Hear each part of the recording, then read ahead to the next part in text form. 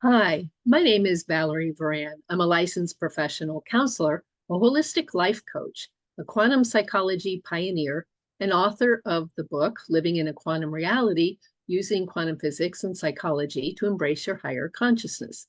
With me today is my favorite quantum engineer, Doug Matzke, who is author of the book Deep Reality, who is going to share with us today some new advances in his hyperdimensional proto-bit physics model of reality. And we have lots to talk about. So, Doug, hi. I'm so glad that we're together today to talk about all these Yeah. things. My favorite quantum psychologist coming from a quantum Doug. So Yay.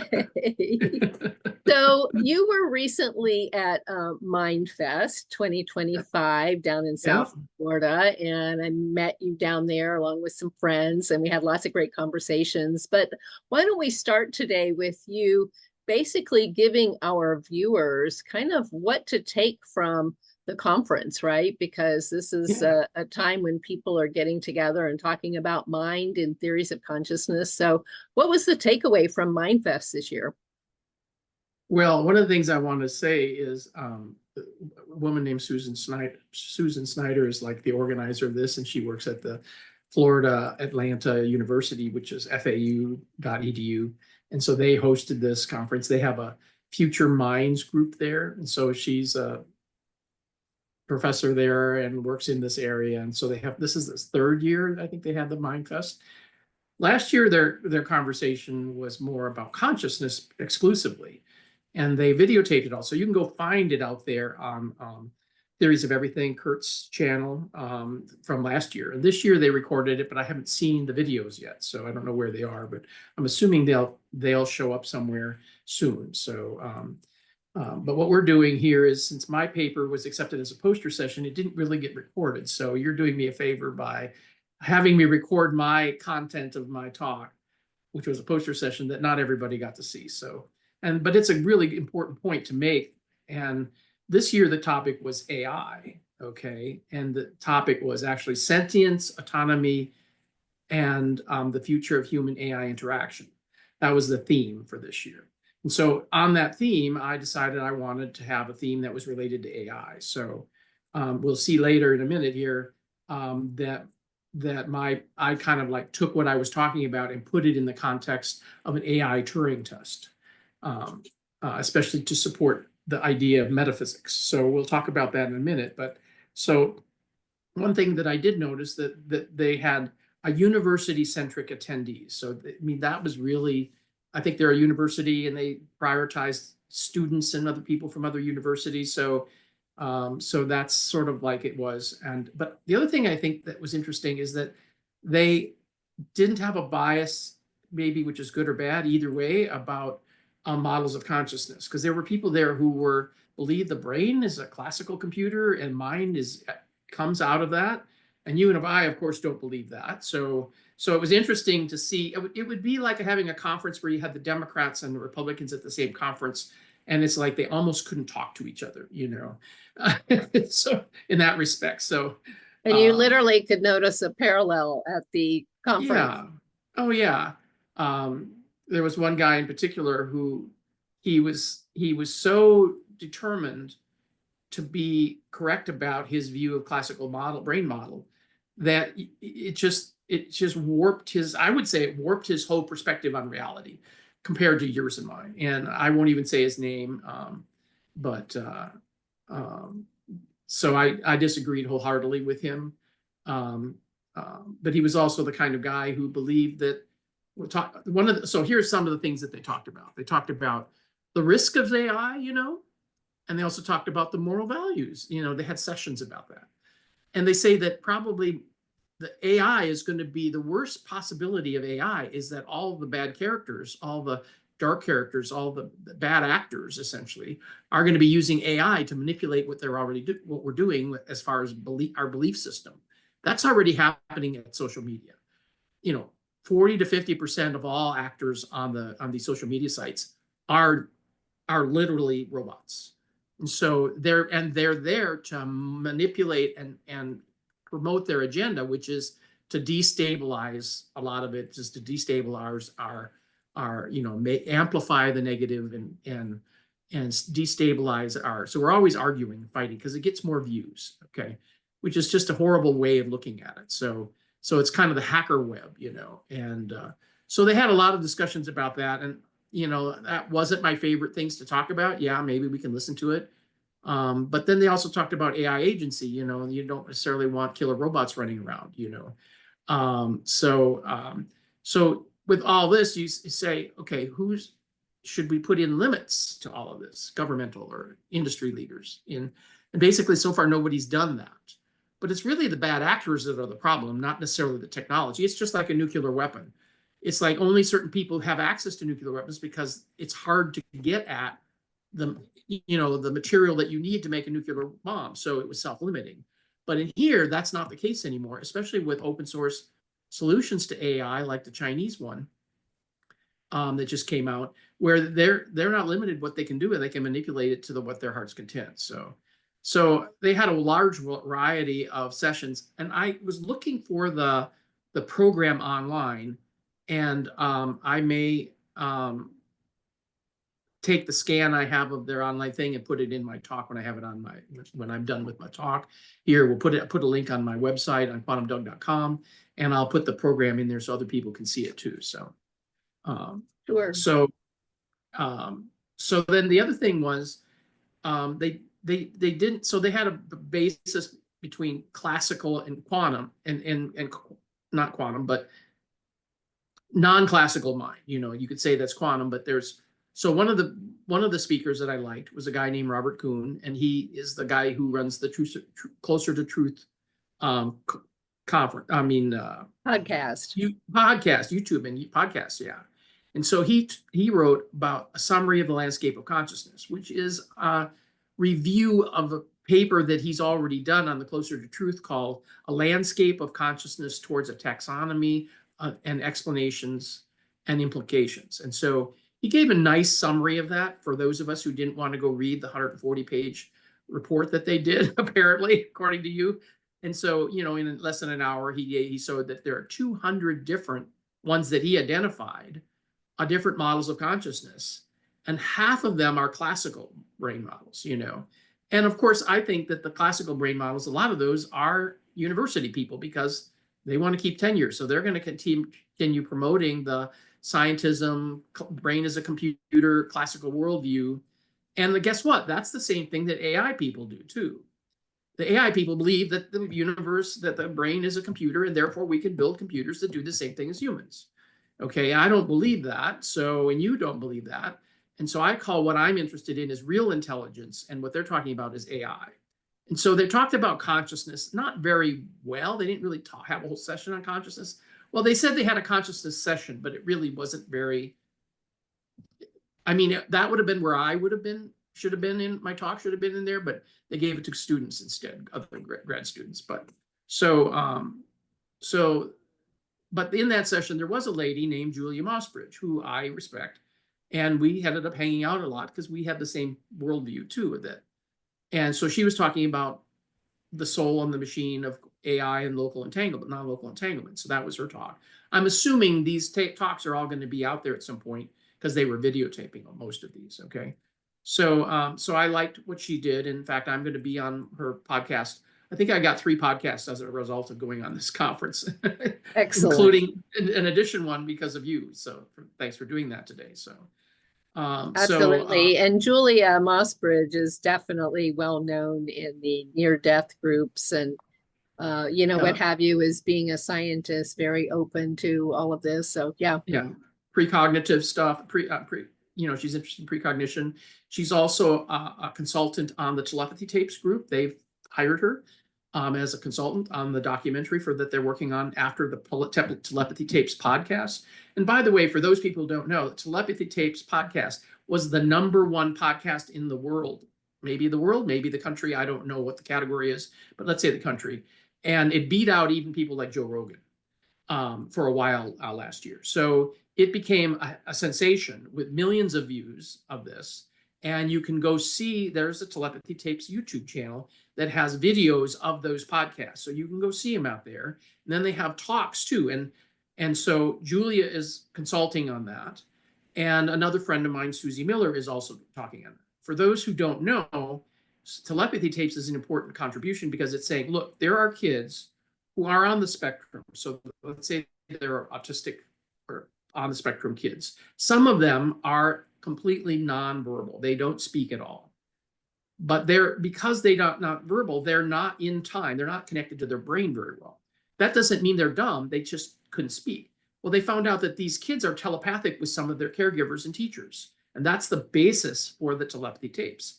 So please, if you haven't gone and seen it, go listen to it. I haven't even seen all the 8 episodes that they have of them out there, but I plan on doing that. And then they have another thing called Telepathy Talks. That Susie Miller is a friend of mine who's been working with this class of people for 20 years. So yeah, my friend Susie Miller has also been working in the area of with autistic kids, and she specifically learned how to be telepathic with autistic kids, and she was taught to be telepathic with an autistic.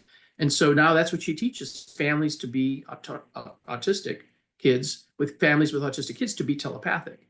And because these kids are actually savants, okay? They're savants in the sense that their mind is very finely tuned and they just don't interact with their body very well. So that's why they're not speaking. They're not. Yeah, I found that really, really interesting, in the Telepathy Tapes and listening to the many interviews with Kai, the producer. Kai Dickens. Mm-hmm. Yes. And, she kept talking about how some of these kids would say, what? I have a body? So you could tell how predominantly in consciousness they are. And like you said, it kind of gives evidence or data, if you will, to this whole sense of there's consciousness and then there's a vehicle. And it's like an avatar. So aligned. Yeah, they're so aligned with consciousness that they're like, oh, I'm not really aware of my body. I don't really know how this works. They're needing lessons on figuring out how to use this avatar, how to use this body. And yet they definitely tap into things even non-locally. You and I know they talk about the hill. So they meet with other similar-hearted, similar-minded, telepathic consciousnesses in this non-local space. And it's absolutely fascinating. So let me roll some of this together, right? So we've got MindFest. Last year, it was more consciousness-based. This year, it was more AI-focused. I was really happy to hear that Kuhn was talking about these taxonomies of consciousness, because like you said, there's so many theories. And I know in his 142 pages, he said he wasn't attempting to even talk about the specifics of each one. He just wanted to make sure he gathered as many of them as he could. Define them. Yeah, in a certain paper, right? Because that's going to help us all kind of keep moving forward, if you will. So 200 of them total, he said. Yeah, I mean, so many, and quantum was a small part, but yeah, he had them divided in so many different categories, if you will. And like you said, the materialist ones that were more physical matter based, energy based, electromagnetic based, we're all falling under materialism. And then, he did have quantum, and he did have idealism and dualism and panpsychism, different ones. So we don't have time to go into too much of that today, but it's just nice to know that when people are getting together to talk about these things, it's nice to know that one of the advances are the fact that in 2024, Kuhn put together this taxonomy. It's going to help everybody. And it is interesting that AI has become a really huge topic, and it's good to know for our viewers that people are out there talking about, what are the ethics and morals, and, what are we going to do to deal with that. And I think you said some transhumanism things came up. Tell the viewers about that. Yeah, there was some sessions on transhumanism, and there was like a president of Transhuman Society I don't know if he's a past president or current president. I think he's a past president. And so he was there, and he was a very eloquent speaker. And I think I sat next to him for dinner one night and was talking a little bit about him. And in fact, there were several transhumanism people that were there from And their for people who don't know what that even means, I was going to get to that. Oh, Go ahead good. if you want to take a No, go stab at ahead. it. Go ahead. Transhumanism is where they believe that humans are essentially a fragile, non-eternal thing, and they want to make something what's beyond humans. And so they might think of it as Star Wars, where they're adapting electronics and equipment to add to the body to make it better, or even trying to extend life and make the human eternal. So an example of the eternalness nature of this, one of the speakers who was in this camp said, yeah, he probably showed his badge and said, yeah, this is my badge. So if I die, they're going to put me in a cryo chamber until they can figure out how to cure me. So, I mean, that's sort of the result. Now, I find that all fascinating because if you have a classical worldview, then you think, okay, then our brain is going to die and then we don't exist anymore. So, but you and I don't believe that. We believe our brain is an antenna and our mind is separate from that. So to me, instead of trying to improve our mind, our body by using machinery, why don't we amplify our mind with all this meditation and all these things where the yogis did it, that superhuman abilities, and that our mind is eternal anyhow. So we don't need to save it anywhere. We're never going to die anyhow. So why bother, with all that stuff? So that was my opinion about that. That's not probably this reigning belief for people who believe that the brain is a classical computer. Anyhow. And didn't you say that there was one transhumanist who was transhumanist and now he's kind of coming around? Yeah, exactly. Especially since he used to think that they wanted to merge humans with AIs, and now they're not so sure about it anymore. What was the gist of his, what made him change his mind? All of the stuff about that we don't know whether we're going to have control over AI. So if all of a sudden you merge with an AI and it decides that, sorry. Yeah, so it's giving transhumanists pause. Yeah, exactly. Interesting. So let's talk about transhumanism was 10 or 15 years ago, and it's kind of died out now. So yeah, and yet it was still at the 2025 MindFest. Yeah, they had a whole session on it. So I mean, that just says that Susan Snyder thought that this should be part of the conference now. Yeah. So and some of these topics wouldn't be in the consciousness conference that I would have, or the MindFest conference that I would organize.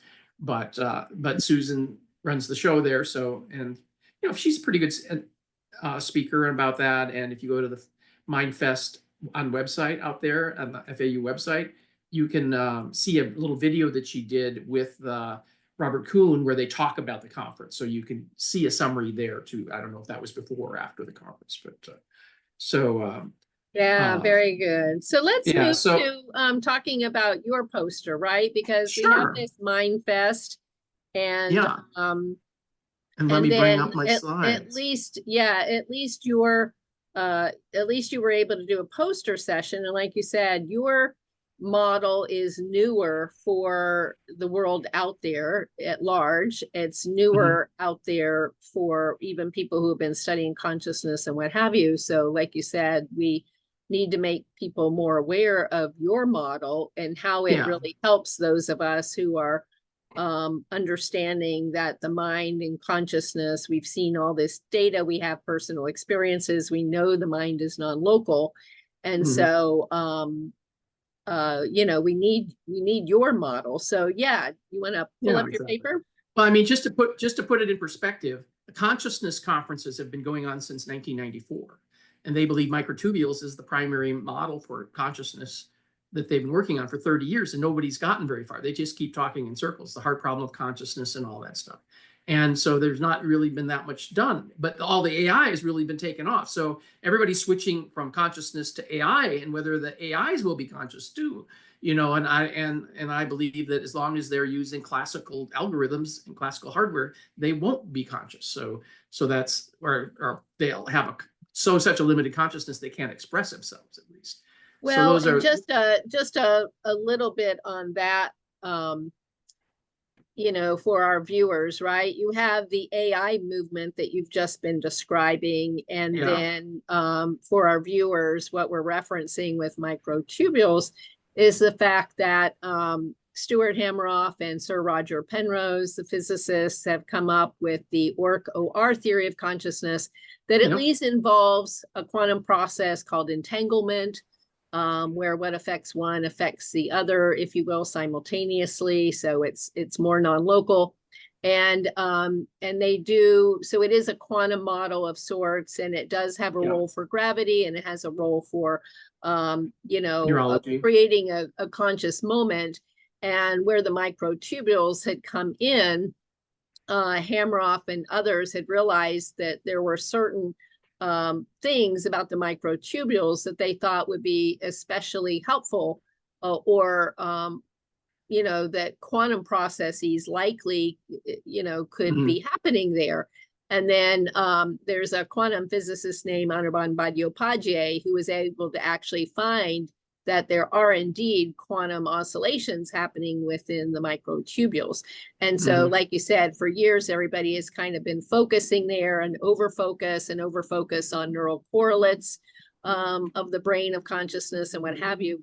However, it does pave road to things in your direction. And at the some of the last conferences that those groups were holding, they at least were surveying the room, and they were saying, all right, how many of us believe that we now have to move into more quantum models of consciousness and move beyond neural correlates? And most of the hands in the room were raised. And so at least it's like, now that we've found quantum oscillations in the microtubules, at least we're ready for more people to realize that we need to look to quantum models of consciousness.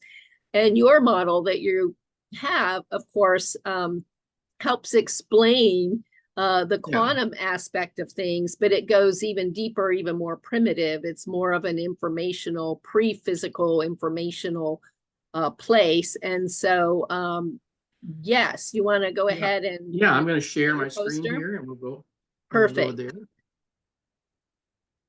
Even people like Ray Kurzweil, who wrote the book Spiritual Robots 20 years ago, he predicted that, we're going to have consciousness scanned into the computer, and we'll have virtual citizens that were actually used to be human intelligences. None of that's happened either, because they don't believe, because they don't understand that the mind isn't in the brain, and you can't scan it to get it out of it. And even if you could, it would be quantum, and you couldn't, because of no cloning, you can't get it out anyhow. So all of those aspects are part of what's going on here. So I'm sharing. So here is my slides that I presented at this conference. And the title is Classically Inaccessible Information Turing Test is Critical to the Future of Mind Models. And because human sentience of these events could succeed, whereas any classical AI agents would fail. Okay. So this is a big sentence, but let's break it down a little bit as we go through the talk. Okay. Excellent. So here is a Turing test. This is the standard view of a Turing test. Is the AI an agent or a human? Okay. So the AI assumption is that the human mind is a classical computer. So we could have a box that has either an AI agent in it or a human. And we have this interrogator who's blinded, has this little box around there, and is blinded about which it is. Okay. And the goal is, can you determine which one is which? And right. Can you tell the difference? Yeah. And the answer is yes or no. And so here's my little icon up here at the top. If it's an AI, it's got a red X, which means nope, it's an AI. And the human says, yep, it's a human, is a little green checkbox. So there's my little icon that represents this idea.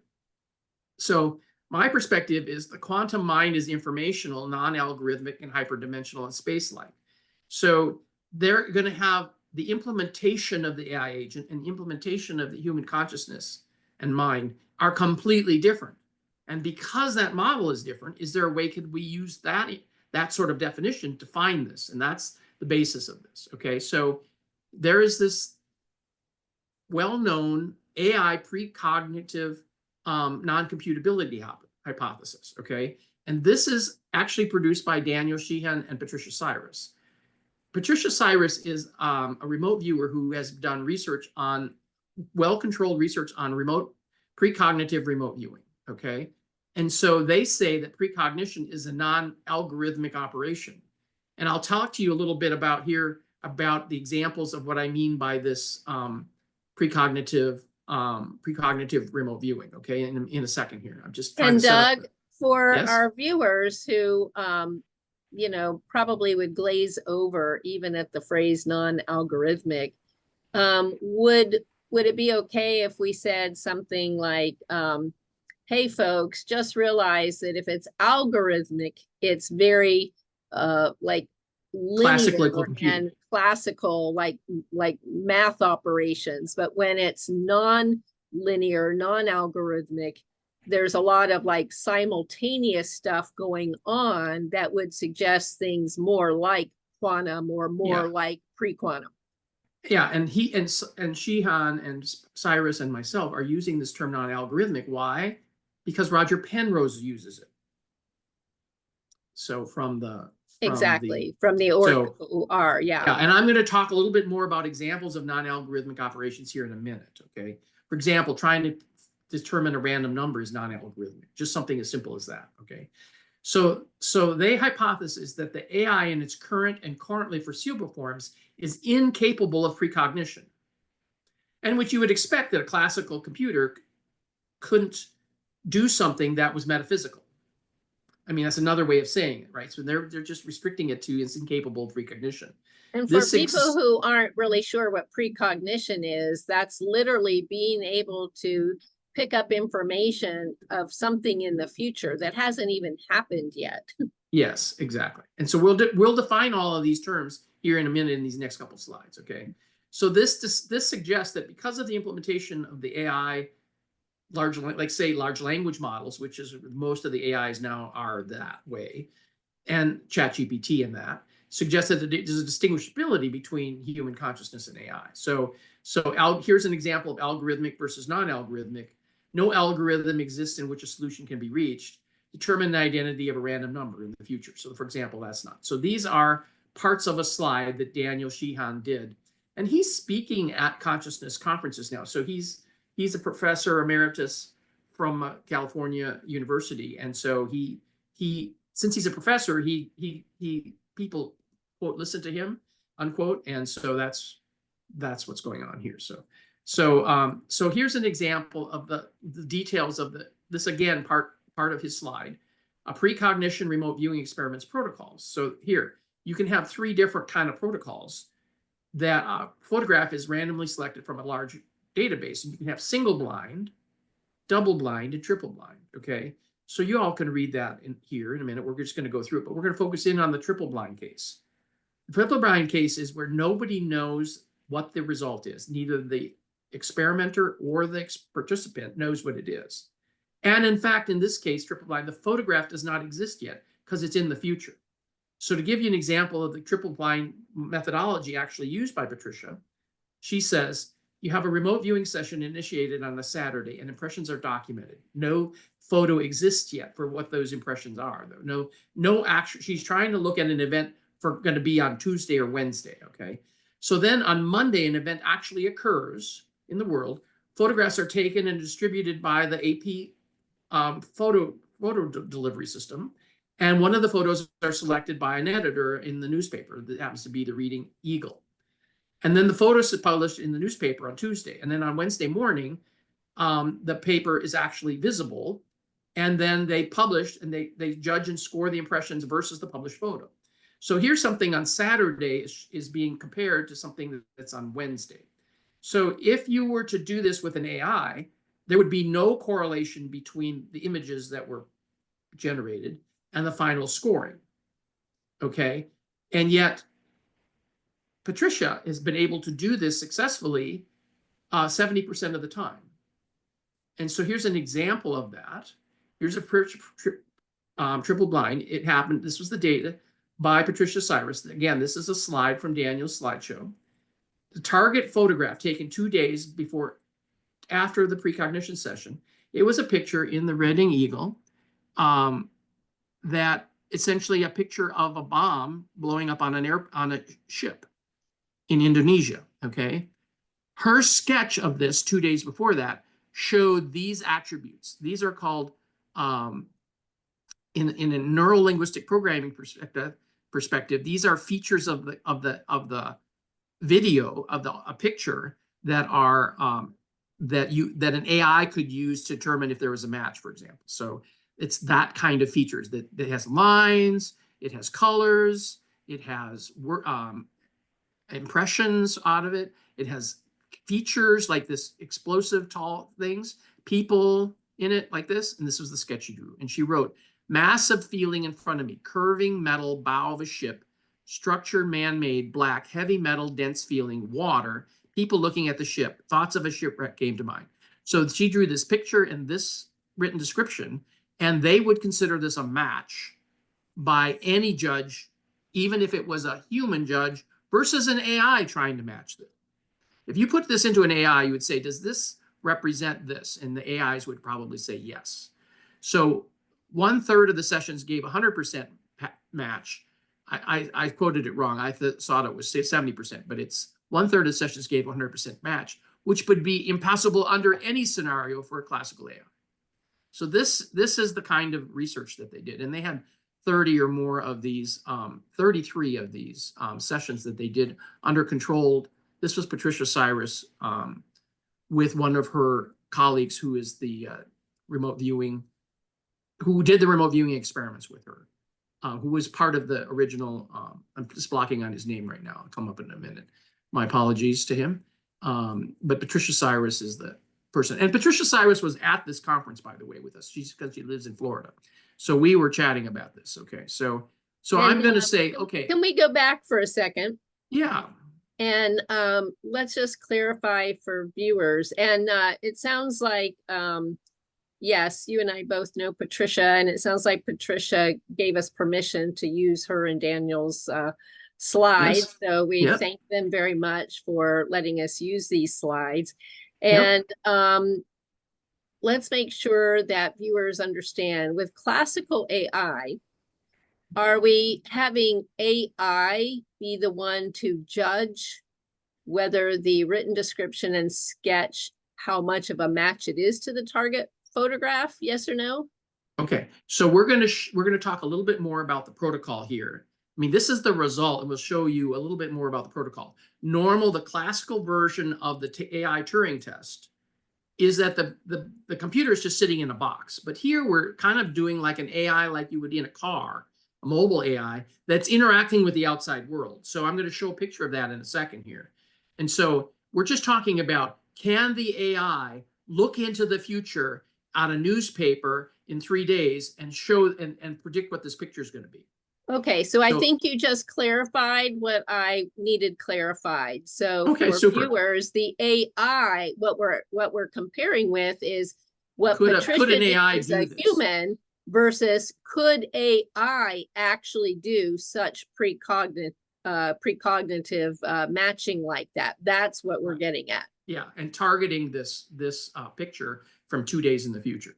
Exactly. Yeah, right. So whether you use whatever the judging is, in fact, one of the things that Patricia is working on is using AI to do the judging. So it kind of removes the subjectivity out of there as well. So we did use it in both contexts. One, can AI do the precognition, and can AI do the judging? Okay, that's what we want to those are two separate uses of AI. Yeah. Right? Yeah. So, and what we're specifically talking about is, can AI do this at all in the beginning? You know, is do the remote precognition part. Can it do any kind of precognition? Yeah, exactly. Yeah. It's like you said, that's a key determinant of human consciousness. Yeah, and that's the whole purpose of this paper, is to talk about. And by the way, so what we're going to do is we're going to say, I'm going to show you the next slide, and Patricia came up with this idea of treating this like an AI Turing test. So I would say, if this is an AI Turing test, so here's the AI Turing test again. Here's the interrogator. Here is the black box, and the Turing box, I call it, has either an AI robot or a human, real intelligent. And I'm even going to put the barriers in there. I'm going to either put the black box and the Faraday cage around there, so you can't see the outside world. Okay, but we have a target, an optional target on the outside world that's outside these barriers That's what's different about this versus a conventional Turing test, is that they're targeting this optional information, target information.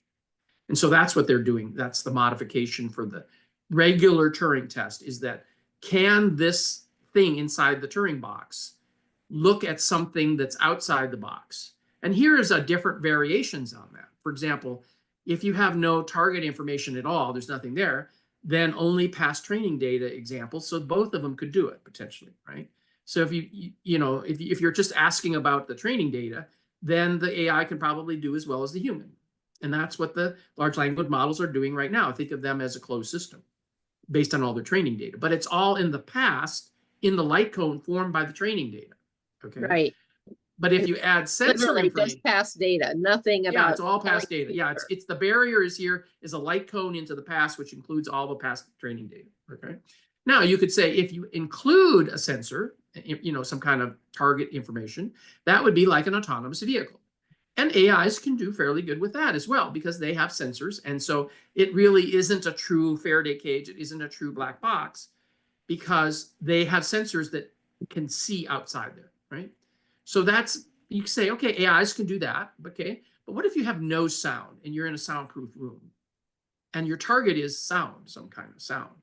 Well, then the human could do it because they can do it precognitively. They have the clairs, right? Clairvoyance, clairaudio, and people can hear outside of a soundproof room using metaphysics. So everything from here on down is really metaphysical phenomena. So if you're only, so that's the key here, is that if you look at these AI Turing tests, if you are assuming the information is classical, then AIs could probably do it. But all of these things are what we would call non-classical, non-algorithmic, probably metaphysical. And all of these things humans could do, but AIs could not. And it's a pretty big list, including quantum randomness. If you have true randomness, it's a non-algorithmic example. And humans can do this. They did this in the telepathy tapes discussion. They had these kids have a random number, and they could tell you what the random number was. Okay. And so whether they did it by telepathy or remote viewing, we don't care, because a classical computer could never do this. So we don't have to get into the details about, well, it can't be this mechanism because it could also be this mechanism. That's not the point. It's either whether it's possible or not. And that's what we're doing here. And so the same thing with quantum states. Quantum states, even Dean Radin was working on that a human can directly observe and influence the quantum states.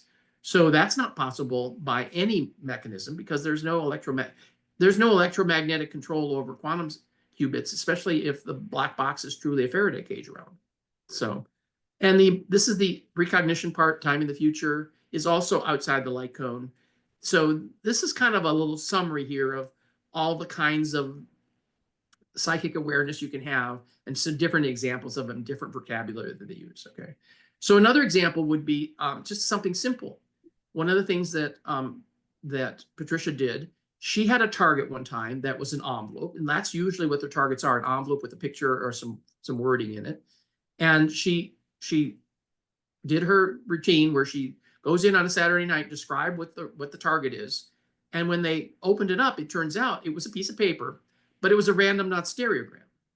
And yet, without physical eyes, she was able to tell what the image was in the random not stereogram. So that would be kind of a signal processing obscuration of the data. But yet she was able to somehow do that with no classical access to the information at all, in the usual way that we would do with our stereophonic eyes. Okay. So, I mean, I'm just using these as examples. And encryption is another example, where if you had an encryption, it would be a super hard version of the signal processing.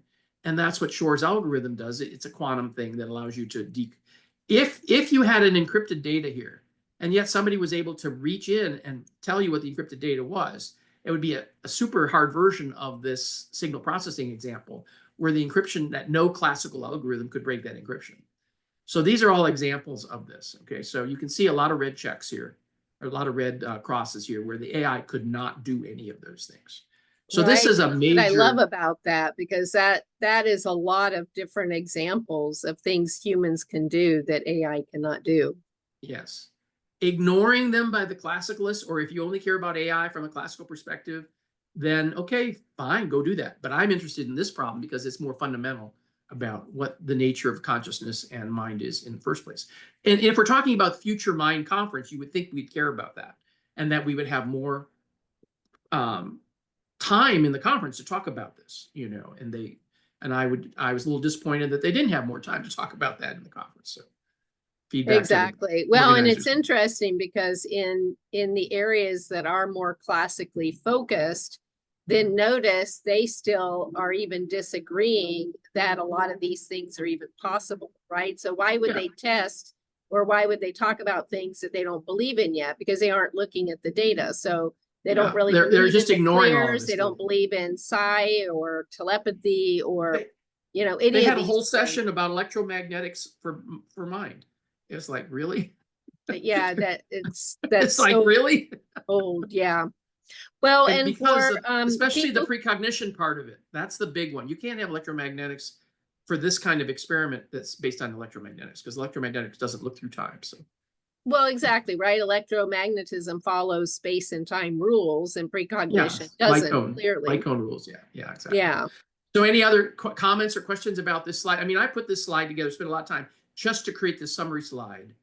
And this is a really good way of talking about that if you have classical information and you have an AI Turing test that's based on classical information, then you can clearly tell the difference between a human and an AI. So. Yeah, and for viewers, maybe just one other, giving them a little bit more explanation about what a Faraday cage is. The thing is, if it is electromagnetic signaling that is at work, then if the signaling is put behind a Faraday cage, then by definition, perhaps, you know, the electromagnetic suppresses all the EM.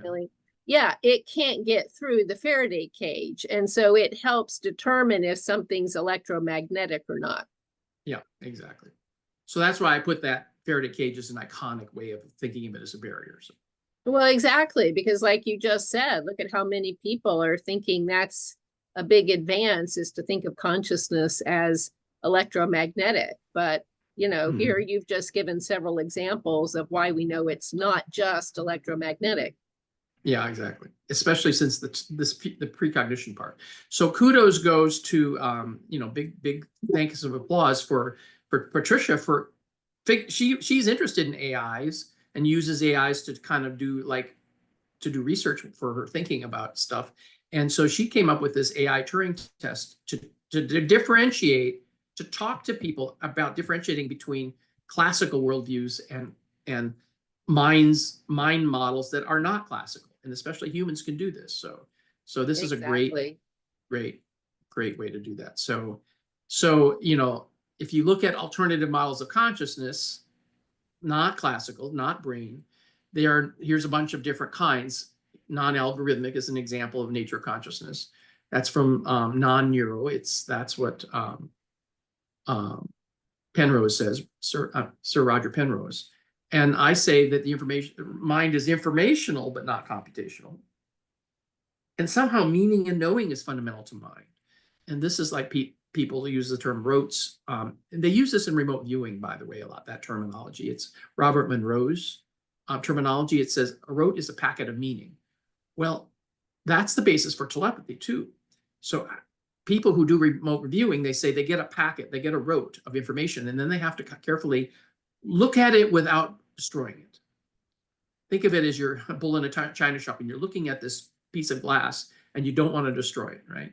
And so these little packets of meaning represent that. And people who are remote viewers say they actually get a packet of meaning. And that's the basis of telepathy too. So it's the basis of remote viewing. And so this is part of what I'm interested in, is what are these non-classical packets of meaning that are non-space, non-time, non-matter, and non-energy? What are those? And so that my model of source science is all about that. But because of this, you can. So I just wanted to maybe clarify for viewers that most of the models of consciousness are more materialistic, and they are more neural based. And Yep. so what you're pointing up there under these alternative models, it's alternative to materialism, alternative Yes, yeah. to electromagnetic classical physics, if you will. And And neurology classical. exactly. So we're like, Yeah. no, it's not neurological. It's non-algorithmic because it's not It's not computational. It's not linear, if you will. It's more simultaneous, systemic, if you will. And it is more informational. Yeah. And then that, in so, addition, it seems yeah. like meaning is embedded in consciousness. And that's huge when it comes to things. Right. I'm using the people has been for 30 years have been saying the hard problem of consciousness. And I say, no, it's the hard problem of meaning. Because consciousness, you can think of it as attention to attention. I mean, awareness of awareness, excuse me, awareness of awareness. That could be a working definition of consciousness. Other people have used that. But where's the meaning? You can have the consciousness, you can be aware of something, but where's the meaning that that's a dog or that's a chair or whatever, or that's the love of my life, or that's the taste of chicken. These subjective experiences that we all know and love, like love and the taste of chicken and red, the qualia that they call. But what is that meaning? Where is that meaning actually represented? And so I'm interested in it. I mean, a computer might see a woman, but they won't know that that woman is the love of your life. Yeah, exactly. Or a cat. Yeah. You can see a cat, but I really like cats, or I'm allergic to cats or whatever. So exactly. Part of the way of talking about this is to distinguish between what we call artificial intelligence and what I call as real intelligence. Artificial intelligence, since it assumes that they have to have a classical representation of everything, they actually have this computer model that stores information in this tree. And I think I'm going to show a slide up here in a minute here. Yep, I do. So we'll talk about that in a second. So artificial versus real intelligence, one actually has a hyperdimensional space. That's what I say real intelligence is. And that's my model. And the other one is simulating a high dimensional space. And I'll show you that in the next slide. So just hold that thought for a minute while I talk about this. Mm-hmm. And the other thing is that remote viewing is outside the light code. So it has what we call a space-like information, access to information. And so these are requirements. Okay, these is not my model. These are requirements for any model. And so they should be remote space-like. And what does space-like mean? It's outside the light cone. If the light cone is what you can reach by the speed of light, and you put it so that it's a 45-degree angle like this light cone, anything that's on the light cone is what you could reach by the speed of light. Anything within the light cone is things that you can reach at slower than the speed of light, using matter or even light. But what if anything outside the light cone is called space-like?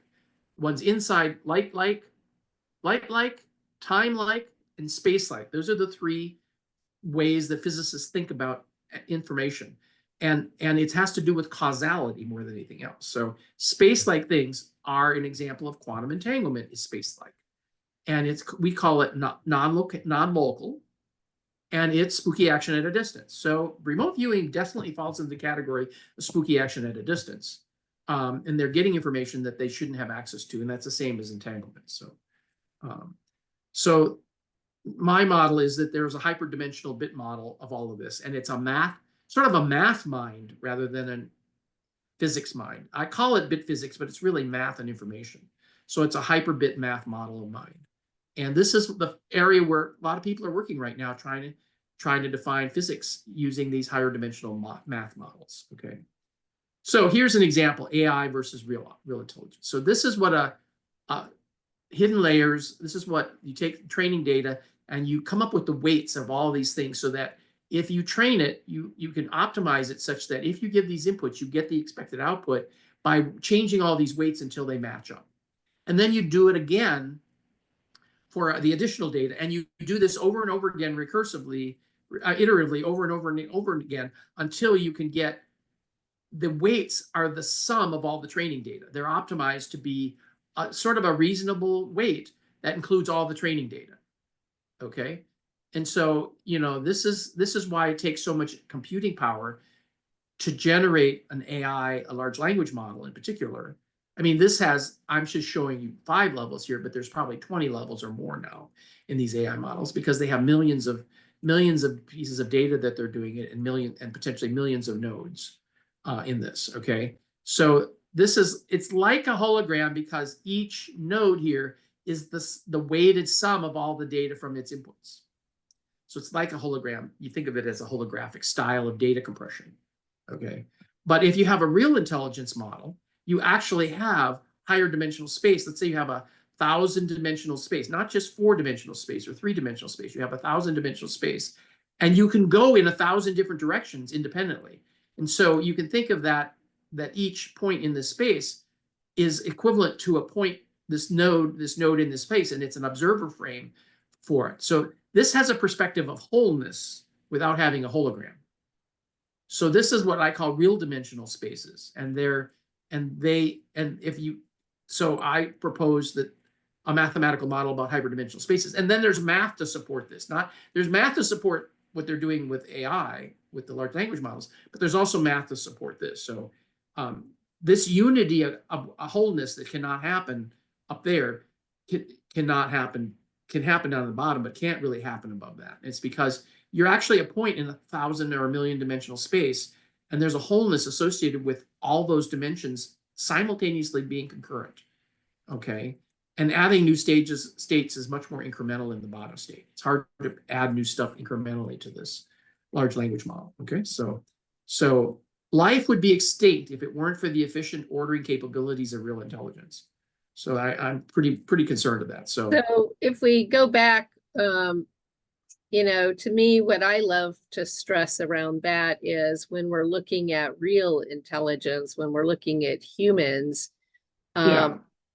basically we're acknowledging that quantum states like superposition and non-locality and entanglement, we're acknowledging that there's these states that are concurrent, that they're all happening at once.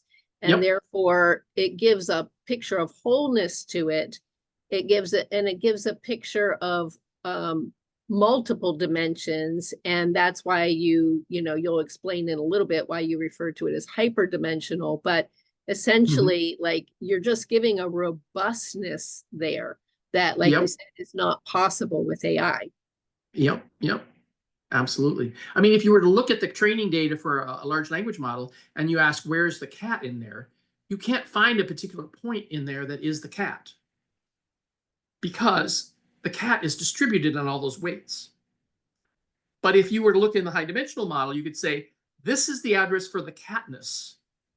And next to it would be the thing about the fuzziness and the meowing and the purring and all of those related concepts that are called submodalities are related to those things, would all be near them. So that's why it has the wholeness effect, because things that are similar to it are near it in the space. This is the law of attraction. Like things are near each other in the space. And so you can, I put a take on that, then we're looking at your bottom picture, and what the viewer is hearing is that as we look at all of those little, let's say, cloudy islands there, those are various rotes of meaning, with similar rotes of meaning being near each other in this hyperdimensional cloud, if you will. And you can reconfigure these so that they're attached to it, so that they're now connected to the other things, and so then they create this wholeness effect. And so we can use this in elaborating. We can use this to explain how law of attraction could even work. Yes. In reality. There is no physics to support law of attraction, but there is math to support it. So beautiful. Yep. In fact, people don't realize that we use math all the time to do things in the world. For example, our cell phone technology is using a thing called spread spectrum. Okay, CDMA and spread spectrum. Essentially, we have 256 or 1,000 channels, and we're simultaneously sending information on all 1,000 channels at one time in a code, such that our receiver transmitter have one code that the math surrounding that code makes it reject all the other codes. They're what's called orthogonal codes. There's no physics supporting CDMA, this spread spectrum math. It's just the math itself. If you do the math, you get the answer. There's no physics associated. Interesting. Yeah. So this is what's, in fact, this mental model that's a hyperdimensional model is a computational sped spectrum style of representation because everything's orthogonal to each other. So instead of really having to distinguish dimensions. classical physics and therefore classical models of mind and electromagnetic based models with this more non-local mind, this more quantum concurrent superposition wholeness model of mind. And no wonder you call it a hyperdimensional bit physics, but it's mathematical, not classical. And informational, because every one of these dimensions is actually its own bit. And I'll talk about that a little bit more. Yes, we'll talk about that. Yeah. So, I mean, you can say, well, where are you talking about, Doug? Well, it turns out this is a common slide I like to put out here because people think about the quantum realm, the classical realm, and, you know, where's neurology? But then there's this thing called the Planck scale. Most people don't think about this layer. And there's a big gap between where electrons and quarks are on this thing and versus what we call the Planck scale. Planck scale is the smallest unit of Planck length and Planck time and Planck energy that you can have, and Planck mass you can have. And this is where below this, you're not in the physical world anymore. So it's just for our viewers, I think I found it fascinating, if I'm remembering correctly. Sir Roger Penrose actually said that Planck's scale is the basically is like a flea's eye. Yeah. Yeah. It's like, oh, okay, that's helpful. Because otherwise Planck scale, you're like, what's Planck scale? So yeah. It's so small that even empty space looks like it's frothing, depending on how close you look at it. Yeah. And so foam. Like you said, your bit physics, protophysics model that you're going to talk about gives rise, like when you do the math, it gives rise to the Planck scale, which gives rise to the quantum, which gives rise to the classical. Everything's emergent from this math, if you want to get beautiful. Bits. And I love that you're going to distinguish between that bits are more associated with vibrations rather than with, you know, people talk about waves or field or oscillations, but you're going to distinguish vibrations.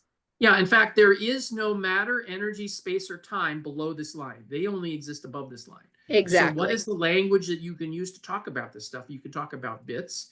You can talk about topological structures like this. You take any pair of these dimensions and they're all orthogonal to each other. That's even as a mathematician and physicist, computer science, I had a hard time figuring out. I had to draw this picture to help think about it even. But also I did for my PhD 23 years ago, is that you can, if you start with just bits and nothing else, don't even assume space and time existed, you can take multiple bits and create qubits and e-bits. So again, I'm way ahead of my time. So I'm talking to people who haven't thought about this as deeply as I have for as long as I have, but realize that if you start with bits, which I have, and there's a math to support that, then you can get qubits and e-bits. In fact, then you can get space and time and matter and energy out of that as well. They're all emergent. For people who need that in a little bit easier language, you can talk about a single vibration, and then you can take two. If a bit is a single vibration, and then you have 2 bits, now you've added complexity because you've added another realm of vibration. And then if you have 3 bits, now you can have like a qubit. And exactly. And then, like you said, if you have 2 pairs of qubits. 2 pairs of bits is a qubit, and if you have 2 qubits, you can have an entangled bit, and that's what the e-bits are. So you're building it from there, and the proto structure, if you will, is based on vibration, which is fascinating. And a bit, think of it as a distinction, not just a vibration. It's a distinction because it says I'm independent of everything else. I'm a distinction, and I can have an arbitrary number of those distinctions and have them work together. So informational distinction. I love that. Yes, that's exactly right. That's another term for bits, is a distinction. And that actually could help define what qualia really gets at, an informational distinction. Yeah, exactly. So this is always a good slide to show up here. And so the other thing is you can actually escape 3D space-time, okay? So here's sort of like 3 premises that I have. by the way, I have a book out there called Deep Reality, and I'll talk about it in a second, but there's 3 summary items from my book. Bits are physical, which is Landauer's principle. Landauer was my keynote speaker in my 1992 conference on physics and computing. And he had been working on this stuff since 1960s, and nobody paid attention to him until I invited him as the keynote. So then 100 other people showed up at the conference because he was going to be there. So this was he felt good because people were finally paying attention to him again after 40 years, after 30 years, excuse me. And so even IBM, they didn't know what to do with him, you know?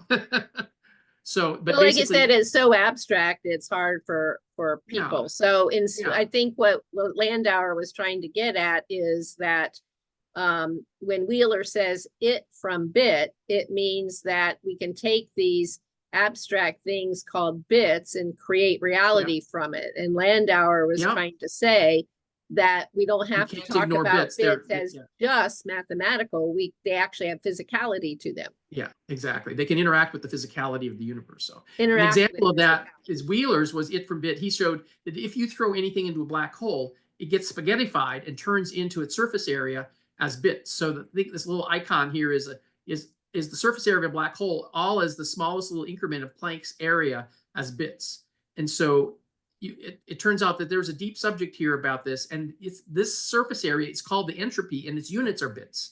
So it all goes together well, which is why Wheeler talked about this way back in the 60s and 70s. So he was from Austin, too, University of Texas. So I say bits are protophysical, that they're more mathematical, and which means that they're topological mathematical supporting hyperdimensional bits is fundamental. And it becomes a substrate of the universe. And I use a geometric algebra which has these topological properties. That's why I call it geometric algebra. It's a math that unifies computer science and physics and math. Nice. It's not just Boolean algebra, but it's a geometric algebra. And it's mostly equivalent to Hilbert spaces. We see some differences, and that's part of my research is to figure out what those differences are. So, and then I say bits are, I call this Matzke's principle of tongue in cheek, but it's basically, they are really these mathematical things. And then bits are hyperdimensional. And once you realize, oh, not only they're hyperdimensional, it turns out you have to have 4 dimensions to produce an E-bit. And it's not just 4 dimensions like we have, private 4 dimensions, so that each E-bit is separate from all the other E-bits. So now you have a gazillion 4-dimensional spaces so that each E-bit works by itself. And that's why you're trying to think about the E-bit as 3-dimensional, but it's really 4-dimensional. So that's where you get the spooky action at a distance. So part of it is people just don't think about the math deep enough, okay? And so, but if you start looking at hyperdimensional spaces, I got $1 million grant from the government to study the relationship between quantum and neural computing. And this is a thing called correlates. If you have a 20-dimensional space, it turns out that everything is, and if you randomly pick points in it, everything is orthogonal to everything else, all these random points. And so they look like tokens in this sparse distributed coding representation. And so they're like codes in the communications thing that I was talking about earlier. Okay. And correct me if I'm wrong, but the key thing about orthogonal is it's 90 degrees and essentially it has its own degrees of freedom. It has its own independence. Yeah, exactly. Yeah. And so, so again, as I mentioned earlier, is that this spread spectrum, Qualcomm makes half of their income in patents every year due to the Qualcomm patents on these codes. And it's purely mathematical, and they patented it. And so here's a way of generating arbitrary codes using just randomness. And you can have an arbitrary number of them. This is how the brain does it. We're using spread spectrum encoding of distinction of information in the brain using this if you have this property emerges. And most people don't know about the math supporting quantum computation. And if you combine a bunch of these dimensions together, this correlatum or content addressable memory model. Okay, so just be aware that this stuff exists there. You don't have to know it, but just be aware that that's how I know that this stuff is true. So, and to me, the significance of this bits are hyperdimensional is when we talk about when we talk about skills like Patricia's, being able to remote view, when we talk about things that are non-local, that are entanglement, spooky action at the distance. I love what you shared with me in the past about how just like the whole flatland analogy, right? Like Yeah, if you're a flatlander and you're in 2D, no wonder you can't actually get what 3D would be like. And yeah. then what you've shared with me is no wonder, since we're in 3D, we can't really understand what 4D would be like, or Or 5D or 20 anything else. dimensional. Yeah, exactly. And so what we might be calling spooky action and distance and entanglement and appearing simultaneous, what you're pointing out is that when it's occurring in a dimensional beyond us, no wonder we can, no wonder to us it's non-local. Yeah. And this math has to be there, otherwise regular quantum computing wouldn't work either. So Yeah, makes sense. yeah. And so here, I mean, if you want to just get a picture of what these dimensions look like, you can just think of these little toothpicks or these little vectors. You can think about them either way, right? And if you take any two of these, I'm just showing the positive half. Each one of them is 90 degrees. If you pick any two, each one of them is 90 degrees to all the others, and that's what this means, okay? Each one of these would be a qubit. So if you were in the beginning universe and you said, here, let the universe begin, let there be light kind of thing, if you started with just this pool of dimensions, they would naturally coalesce into qubits, and qubits would turn into ebits, and ebits would turn into quantum foam. The universe could bootstrap from bits completely. And I have a talk out there on quantumdoug.com. You can see how to bootstrap the universe using topological bits. Nice. And likewise, if you have two of these, if you have three of these are form what Q-trits. And this, I think, is the virtual photon. Essentially, we don't have energy yet. We just have the structure of the photon without the energy yet, because we don't have energy or space or time. So, and what I love by that is the spiritual lessons that we always hear about God is light, right? Yeah, and let there be light. And in a way, this is like you said, it's a virtual photon light. Yeah, exactly. I think this is what you see if you look at source in the spiritual domain. This is why they show up as virtual photons, because it's the structure. Like when you have visuals that are not in this reality, and when you see things, and when you see God as light, you're saying you were seeing these virtual photons. Yeah, absolutely. Because our consciousness is now somehow aligned, resonant with it, or concurrent with it, or what language would you use? Yeah, I mean, well, the point is each one of these are independent of each other. So the question is they're all working together independently and treating it like a large operating system, essentially. So most people, again, have a hard time thinking about those ideas, but I'm a computational engineer and computer scientist, so I have a better chance of understanding some of those. So I'm trying to explain this to people who don't have that experience. So another example is that how you can emerge space from this. This looks like a three-dimensional thing. You think, oh, this is a three-dimensional space. No, this is just a three-dimensional toothpick block here, because these are just little tiny dimensions. But if you rotate them like this, you can get this structure here, which is called a quaternions. And this, we know, you can think of it as a box that's using three two-dimensional things instead of three one-dimensional things to produce the same result. And this is the math of quaternions, and you can create arbitrary 3D spaces from quaternions. And there's a whole bunch of math associated with that. It's used in computer games. They use 3D rotations to do all the ray tracing stuff in computer games. So it's very practical. So anyhow, so here's just some pictures to go with hyperdimensional space. It turns out you have to have 4D to get entanglement. You can actually have this thing called Tauquinians, which is a 5-dimensional space. And if you have a 5-dimensional space, you can get entanglement in a 5-dimensional space also. And so it takes 4 dimensions to get entanglement, but you can also have entanglement and in 5-dimensional space. And so you can think of this as a point in a high-dimensional space where you have all these dimensions like this. And so just little pictorial things to go with it. So I think we're going to, we could talk about, you can go see my other slides to talk about this, other talks. I think we're just going to say classical inaccessible information summary. So if you assume the simulation hypothesis that it's a space-like set of hyperbits, then the hyperbit mind is outside space-time. It's non-algorithmic. And these quantum hyperdimensional states are maximally concurrent and real intelligence. So here's an AI-generated model of what our consciousness looks like. It's a little quantum cloud with all this substructure in it. and this is, we're throwing it as a picture here, but this is represented in a hyperdimensional space, and we're trying to show a three-dimensional image of something that's a hyperdimensional cloud.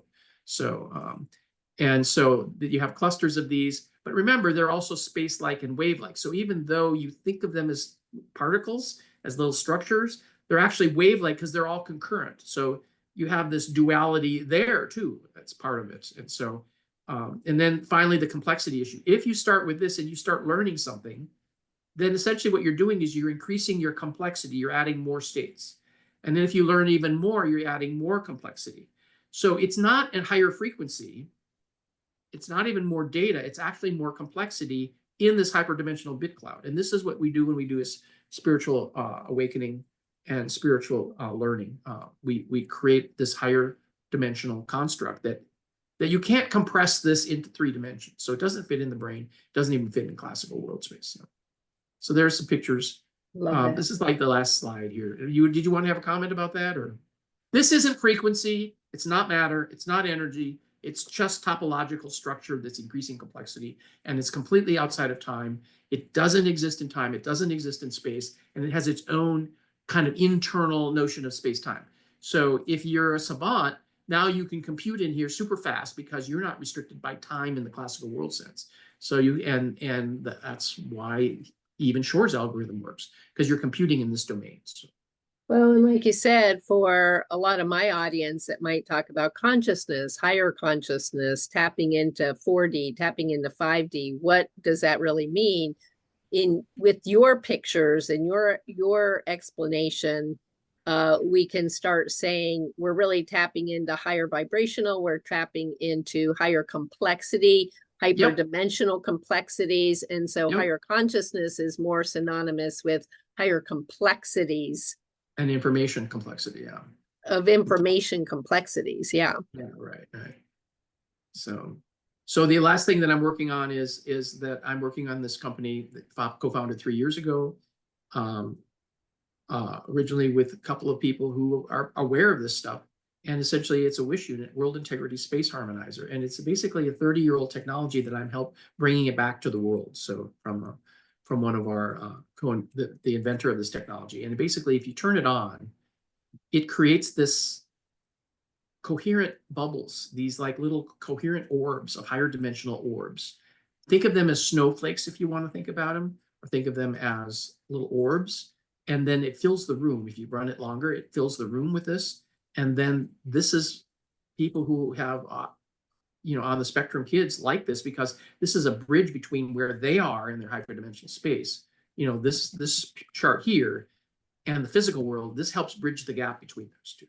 And so we're selling these devices at coherentspaces.life.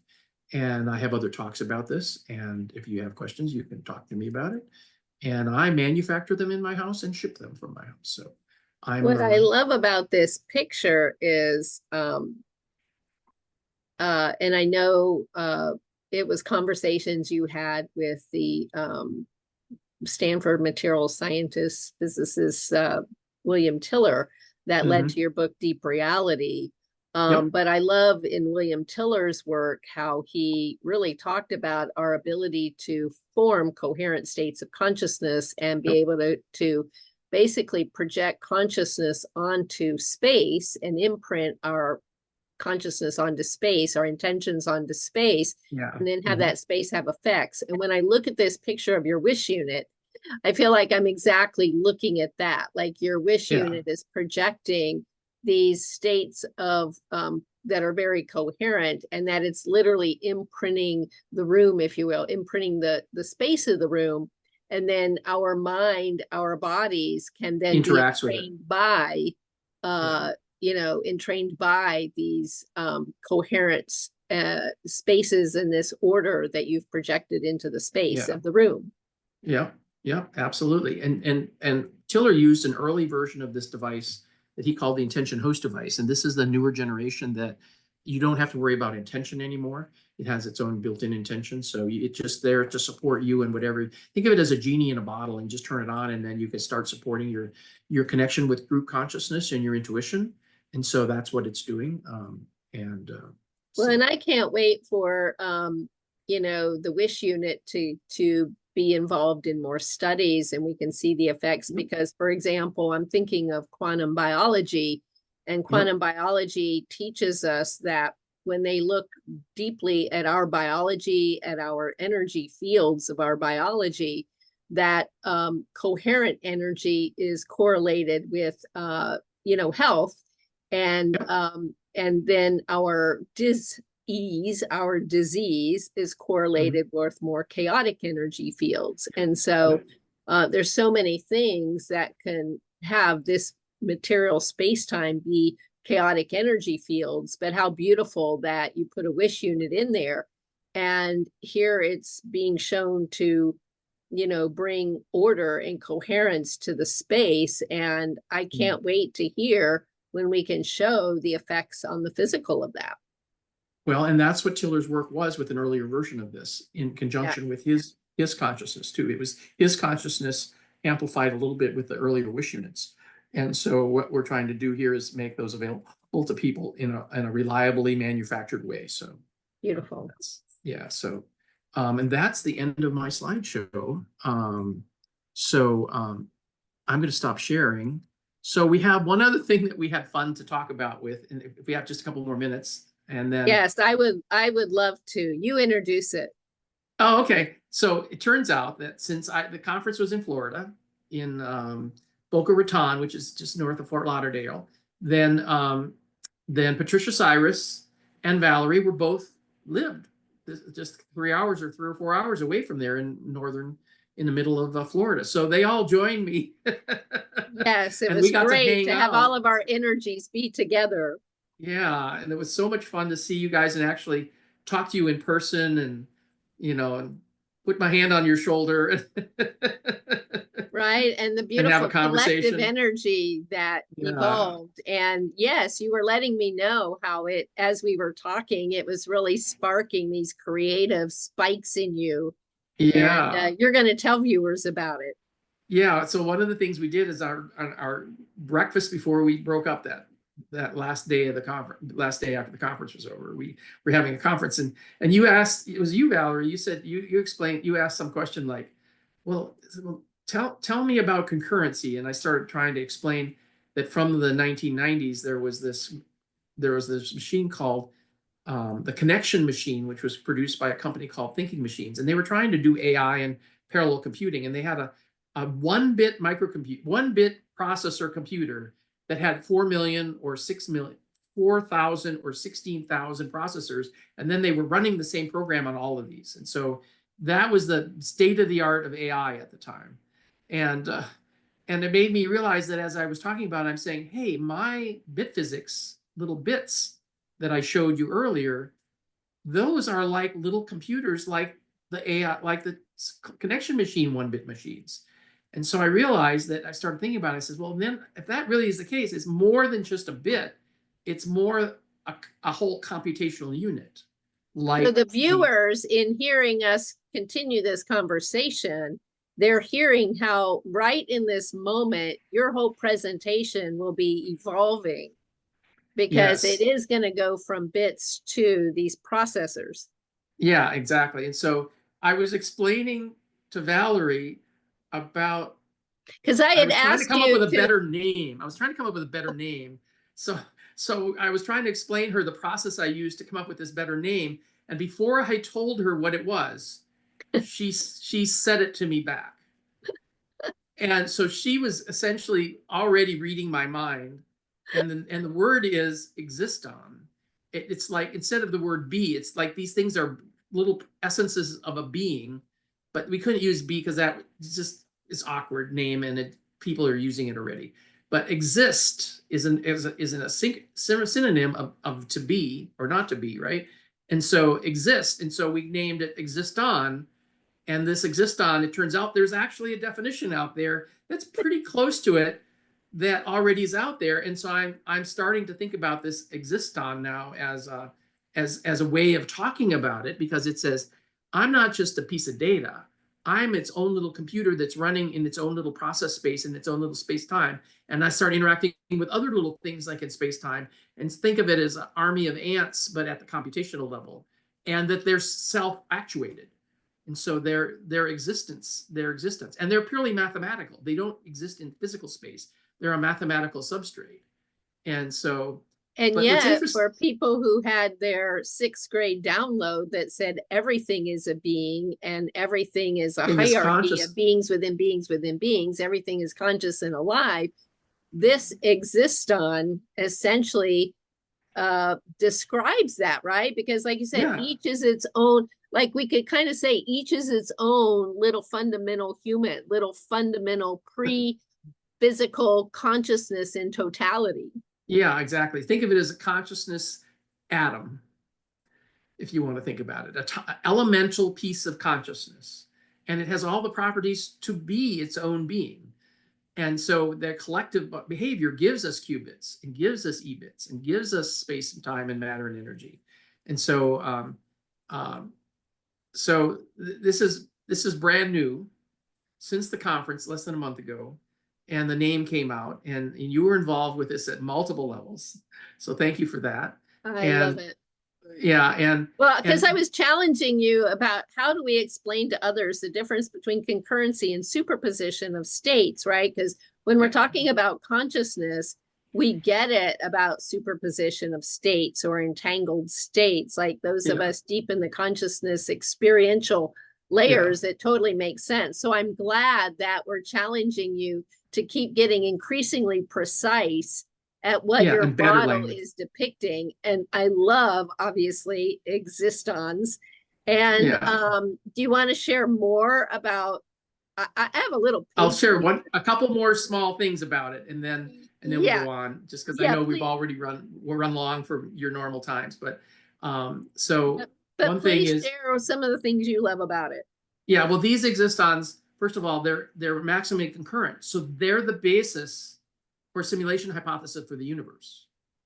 So think of the universe as being big, but it's essentially running all in parallel. It's itself. We think of it as a computer, but it's running on its own computer, and the computer has to be something that supports the behaviors of quantum behaviors too, which is space-like properties and entanglement stuff. So this is primitive enough and parallel enough to support a gazillion of them to support the entire universe running on them. So it supports the simulation hypothesis of the universe.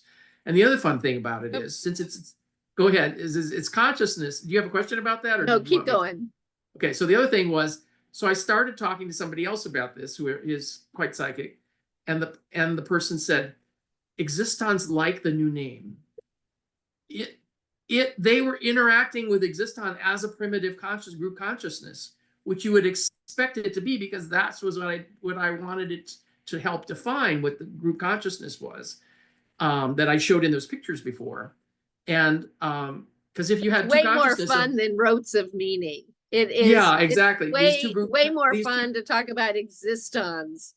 Existons, a bunch of these existons form this group consciousness, and they can interact and not lose their identity because they have cohesion between each of them. And so, but yet they can share information. So anyhow, and notice that's the same thing with, when someone has a near-death experience, notice that they don't tend to lose their individual consciousness. I mean, there's exceptions, but they tend to still have their individual consciousness. However, it's an and they are conscious of all beings all at the same time, as if they are in all things. And so like you said, it's giving a much more sophisticated appreciation of what our group consciousness really is like. It's not like we all just melt and we become not conscious. It's just we really become super conscious, because it's conscious in all dimensions all at the same time, and Existon really helps with that. And the existence, so existence is the primitive element, mathematical elemental primitive for meaning, for consciousness and meaning, because the meaning part comes out of the hyperdimensional math part.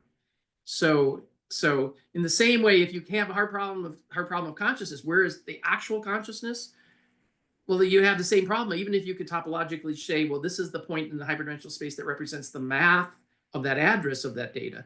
Where's the meaning for the data? So I'm saying this thing has to have the both for consciousness and meaning as part of this property. So, and it's informational, so it probably can, and mathematical and topological. So, but the fact that this that the existence started talking back. Yes, immediately telepathically telling her that they were in touch with her. Yeah, and said, we are more primitive than group consciousness. We are the infrastructure for all group consciousness, which is exactly the definition I have for it. So anyhow, this is right hot off the presses in the last week and a half. Off the presses. Yeah, and it's evolving as we go, and they're cooperating with me because they've been talking to me for 25 years. It's just now I have a better way of talking about it with them, and they're now responding accordingly. So, well, anyhow, hot off the press. Hot off the press, and absolutely. And what I love about that is it keeps having this increasing revelation to us. Like, you know, like the analogy being when you say, well, in 2D, we can't really appreciate 3D. In 3D, we can't really appreciate what 4D or higher would be.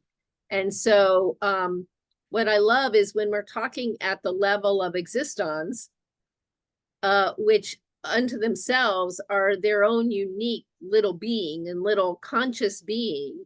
By the time there's such infinite complexity and wholeness, where all information is, notice that meaning now can get a better meaning. Because yeah, it has we can talk about it in a more concrete way because of it. Right, instead of just, you know, this vanilla term of meaning. Now what we realize is that what we call meaning, our sense of meaning, is something that emerges as we increase our complexity of our consciousness, as we increase our in-touchness with wholeness. Then what we're really doing is increasing the number of connections we have, increasing the number of relationships we have. And so meaning seems to always be relational. We're understanding our relationship, essentially, right? That's the thing. We're giving more understanding to our relationship with all that is concurrently, all at the same time, in a highly complex way. Yeah, exactly. So if there was an AI, a real intelligent, this would be the infrastructure for RI. So I love it. This idea. You know, and so I also want to have gratitude to you for all of this. And I want to have gratitude to the Existons for helping me come up with their new name. And since they've been whispering for a long time in my ear, that's how I know I'm claircognizant. I kind of like know things I don't know how I know, but all of this makes sense to me. So again, much appreciation to all parts of nature that helped me get to this point, supporting this effort. And my goal is to make humans more understandable with all of this.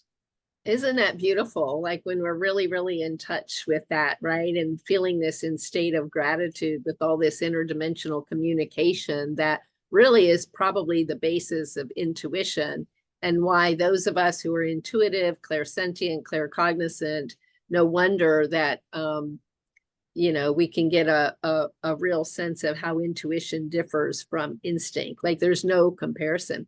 Yeah, if it's okay, I would love to end on a couple of quotes that came out of your conversation with AI about existons. And there was a couple of great quotes, because, for example, we were talking about existons. You want to set the context here is I asked Grok to help me connect the term existon with my current theory. And so this is what it wrote. A couple of paragraphs. Yeah, there was so much. I mean, technically, I feel like reading every single one of these 7-8 points would be beautiful for the viewers, but I'm going to limit it to a few things. So existons interact simultaneously, much like entangled quantum systems. They exist and interact holistically, and they reflect the universe as a self-organizing concurrent quantum matrix, just like your theory does. And I love how it talks about how The properties like superposition and entanglement drive reality's structure, and that the Existon captures this. It talks about it being a primal, irreducible unit of being. And maybe I'll end with, I love that it says Existon feels novel yet grounded, hinting at a paradigm shift where existence isn't just matter or energy, but a space-like concurrent and non-algorithmic structure of topological bits. It reflects your view that the universe is a quantum matrix bootstrapped from these primitives, operating beyond the linear causality of traditional physics. Wow, that's a mouthful. I love it. I love it. Thank you, Doug, so much. Thanks so much. Letting us do this video and kind of, like you said, hot off the presses, telling people about as your theory's evolving, how it's evolving into existons, and I can't wait to see where it all goes next. This might be the title of my next book, Deep Reality of Existons, so. Who knows? It's like you said, you're being evolved through the existons themselves in every given moment. So yeah, exactly. Awesome. Okay, well, I know thanks so much we'll talk again. soon. Thanks so much. Bye-bye.